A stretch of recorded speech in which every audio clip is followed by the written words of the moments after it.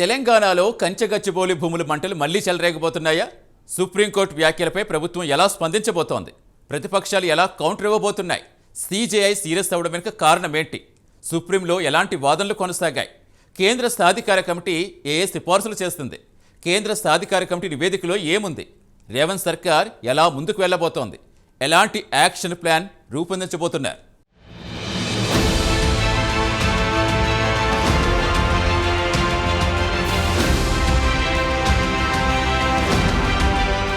కంచెగచ్చిబౌలి భూముల వ్యవహారం మరోసారి తెరపైకి వచ్చింది. ఈ భూములపై సుప్రీంకోర్టు ఘాటైన వ్యాఖ్యలు చేసింది.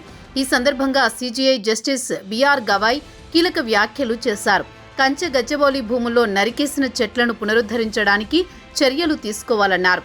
కోర్టు ధిక్కరణ చర్యల నుంచి తప్పించుకోవాలంటే అక్కడ అడవిని పునరుద్ధరించడం మంచిదని చెప్పారు. పరిస్థితులను కప్పిపుచ్చాలని చూస్తే కుదరదని సిజేఐ స్పష్టం చేశారు. ప్రభుత్వ ప్రధాన కార్యదర్శితో పాటు అరడజను మంది అధికారులు అక్కడే చెరువు పక్కన ఏర్పాటు చేసే తాత్కాలిక జైలుకు పోవాల్సి వస్తుందన్నారు. వారిని జైలుకు పంపాలనుకుంటే మీ ఇష్టమని తెలంగాణ ప్రభుత్వాన్ని సిజేఐ హెచ్చరించారు.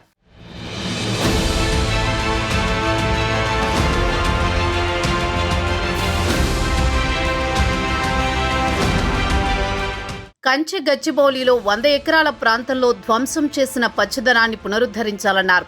అందుకు సంబంధించిన ప్రణాళికను 4 వారాల్లోపు సమర్పించాలని ఆదేశించింది.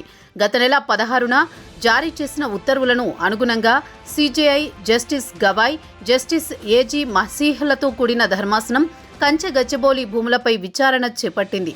తెలంగాణ ప్రభుత్వం తరపున సీనియర్ న్యాయవాది అభిషేక్ సింఘ్వి, కేంద్ర సాధికార కమిటీ తరపున అమికస్ క్యూరీ పరమేశ్వరన్ వాదనలు వినిపించారు. సిఈసి సిఫార్సులతో నివేదిక సమర్పించినట్లు తెలిపారు. నివేదికపై సమాధానం ఇవ్వడానికి కొంత సమయం కావాలని సింఘ్వి కోరారు. దీంతో జస్టిస్ గవాయ్ అనుమతిస్తూ విచారణ జూలై 23కి వాయిదా వేశారు.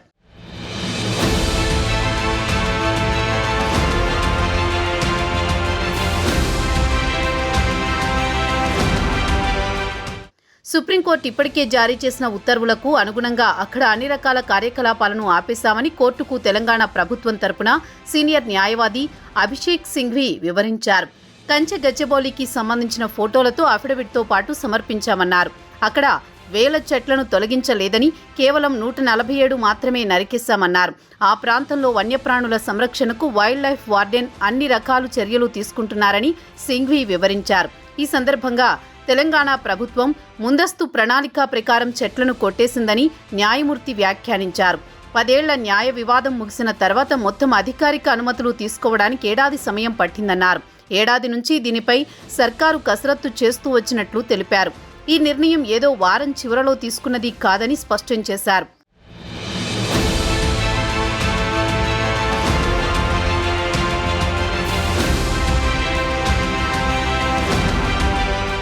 Forest survey of India satellite ఇమేజ్లు క్షేత్రస్థాయి పరిస్థితులను చూసిన తర్వాత 104 ఎకరాల్లోని చెట్లను నరికేశారని కోర్టు ముందు అమికస్ క్యూరీ పరమేశ్వరన్ తెలిపారు. కంచెగచ్చిబౌలి భూముల్లో 60% భూభాగం ఒక మోస్తరు నుంచి దట్టమైన అటవీ ప్రాంతమని అన్నారు.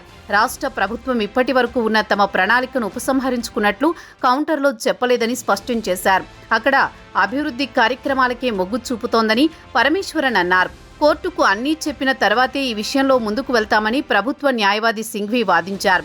ఐటీ, ఎకాలజీ రెండూ ఏకకాలంలో సాగే విధంగా కోర్టుకు నచ్చజెప్పి ఒప్పించే ప్రయత్నం చేస్తామన్నారు.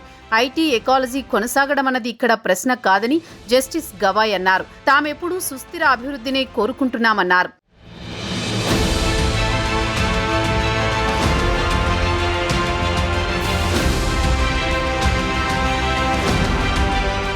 కంచెగచ్చిబౌలిలోని 60% భూభాగం అటవీ ప్రాంతం కిందకు వస్తుందని సిఈసి చెప్పడం ఇదే తొలిసారి అని సింఘ్వి అన్నారు. చెట్లను కొట్టేటప్పుడు ప్రభుత్వం అటవీ శాఖ నుంచి ముందస్తు అనుమతి తీసుకోవాలని కదా అని సిజేఐ ప్రశ్నించారు. అందుకు సంబంధించిన వివరాలన్నీ అఫిడవిట్లో పొందుపరిచామని సింఘ్వి చెప్పారు. చట్ట ప్రకారం కొంత నిర్దిష్టమైన ఎత్తు ఉన్న చెట్లను నరికివేతకు స్వీయ ధృవీకరణ పత్రం సరిపోతుందని, అయితే ఆ నిబంధన వర్తిస్తుందా లేదా అన్నది కోర్టు పరిశీలించాలన్నారు. పర్యావరణ అనుమతులు ఉన్నాయా అని న్యాయమూర్తి ప్రశ్నించగా 50 హెక్టార్లలోపు ఉన్న వాటికి ఈసీ అనుమతి అవసరం లేదని సింఘ్వి అన్నారు. ఆ వాదనను సిజేఐ విభేదించారు.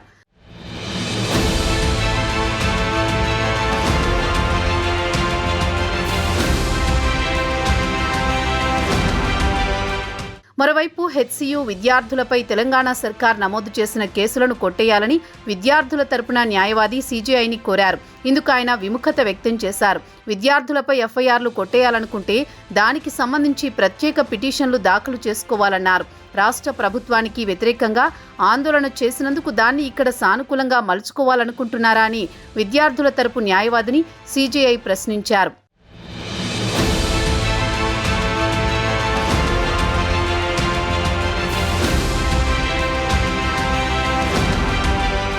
ఇటు కేంద్ర సాధికార కమిటీ కీలక సిఫార్సులు చేసింది. కంచె గచ్చిబౌలి భూములను అటవీ ప్రాంతంగా ప్రకటించాలని సిఫార్సు చేసింది.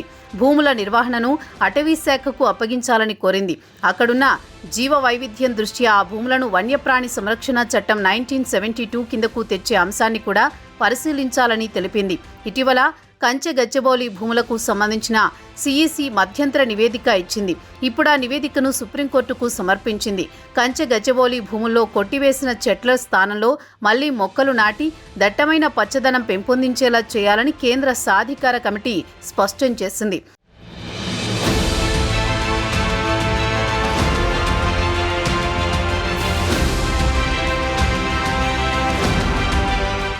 వచ్చే వర్షాకాలంలోనే ఈ పని చేపట్టాలని సిఫార్సు చేసింది. భూసార జల సంరక్షణ కార్యక్రమాలకు కూడా చేపట్టాలని, అక్కడ జలవనరులన్నింటినీ వెట్లాండ్ సంరక్షణ నిర్వహణ నిబంధనలు 2017 ప్రకారం సంరక్షించాలని తెలిపింది. ఆ ప్రాంతంలో జీహెచ్ఎంసీ సరైన మురుగునీటి శుద్ధి ప్లాంట్లను వచ్చే ఏడాదిలోపు ఏర్పాటు చేయాలని కేంద్ర సాధికార కమిటీ సూచించింది. తెలంగాణలో అటవీ భూములను గుర్తించడానికి నిపుణుల కమిటీని పునర్వ్యవస్థీకరించాలని తెలిపింది. కమిటీలో క్షేత్రస్థాయి అటవీ అధికారులు, వన్యప్రాణి నిపుణులు, జీవావరణవేత్తలు, ఐటీ, రిమోట్ సెన్సింగ్ నిపుణులు, సర్వే ఏజెన్సీలు ఉండాలని సిఈసి స్పష్టం చేసింది.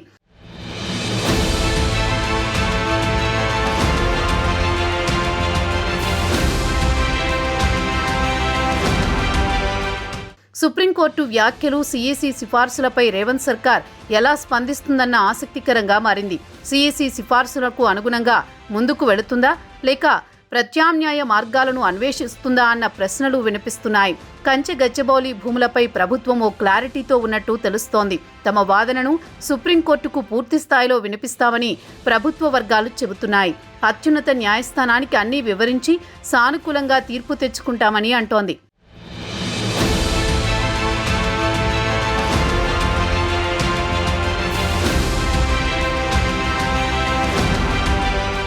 ఇటీవల కంచె గచ్చిబౌలి భూముల వ్యవహారం తెలంగాణలో పెనుదుమారం రేపింది.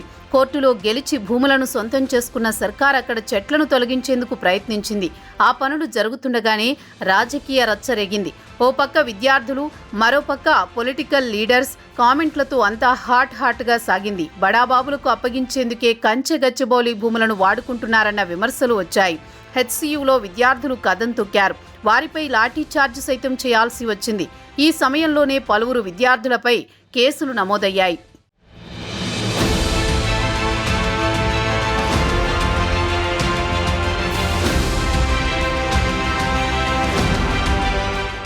వ్యవహారం ముదురుతుండడంతో రేవంత్ సర్కార్ రంగంలోకి దిగింది.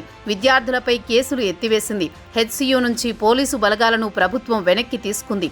దీంతో సాధారణ పరిస్థితి నెలకొంది. తాజాగా సుప్రీంకోర్టు వ్యాఖ్యలతో వ్యవహారం మరింత ముదిరినట్టు కనిపిస్తోంది. దీనిపై అధికార పార్టీ, ప్రతిపక్షాలు ఎలా స్పందిస్తాయన్నది ఆసక్తికరంగా మారింది.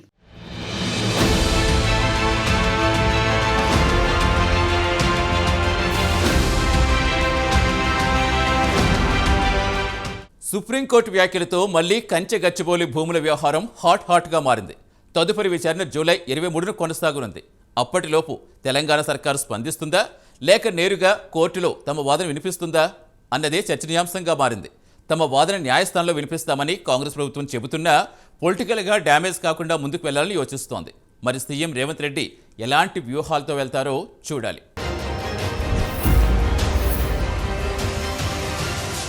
ఇది ఇవాల్టి బర్నింగ్ ఇష్యూ. రేపు మరో ఇష్యూతో మళ్ళీ కలుద్దాం.